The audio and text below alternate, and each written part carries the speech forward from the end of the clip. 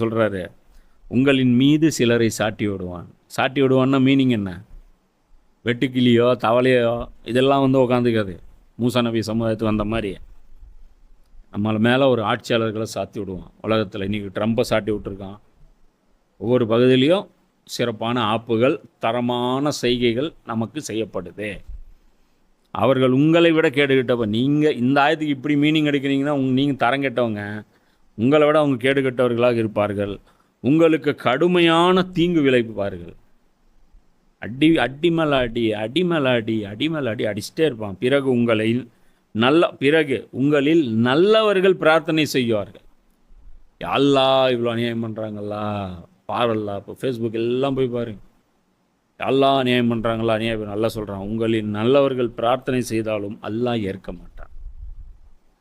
ஏன் இந்த வேலையை நீங்கள் விட்டுட்டீங்க?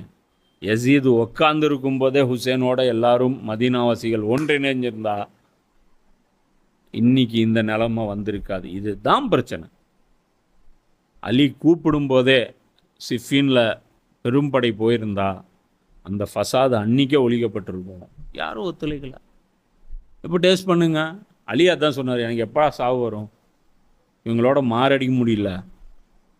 எப்பயா அந்த தாடியை நனையும் அளவுக்கு என் மேலே தாக்குதல் பண்ணக்கூடிய அவன் எங்கே என்னை அனுப்பி வையல்லா, நான் என்னால் இங்கே வாழ முடியல. டெய்லி பார்க்குறேன், நான் சொன்ன எந்த வேலையுமே செய்ய மாட்டேங்கிறாங்க.